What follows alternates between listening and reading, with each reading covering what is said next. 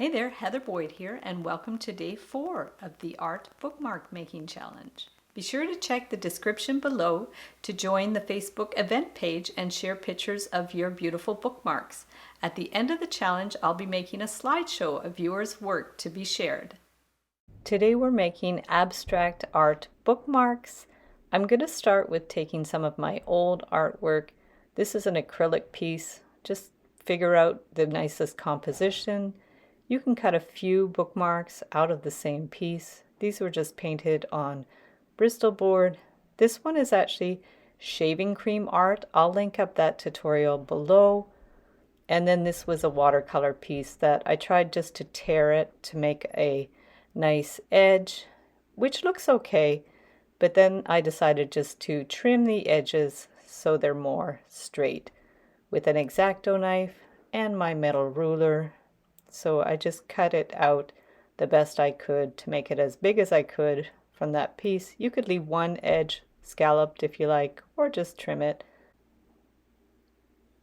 Now I'm going to take a piece of canvas from my canvas pad, and I'm going to create my own palette knife with the lid of a yogurt pot, put a bunch of acrylic paint, and just use the palette knife to add the paint to the surface. This is a fun exercise. You could just use whatever colors you want.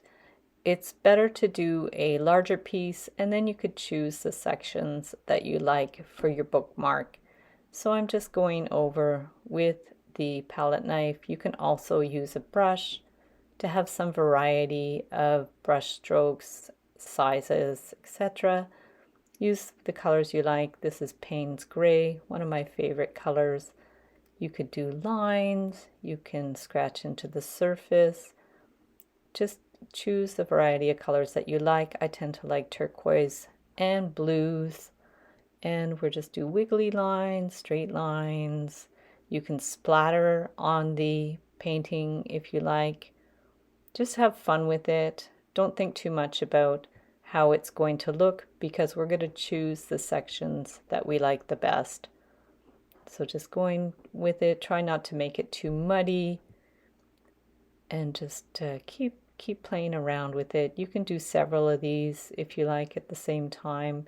Try to have some contrast of darks and lights, little pops of color, and then I sprayed it with some water to try to get some little drips going there, and then dry it or let it dry, and then just slice off the areas that you like to make a nice little composition. This one ended up being very abstract, but it's fun.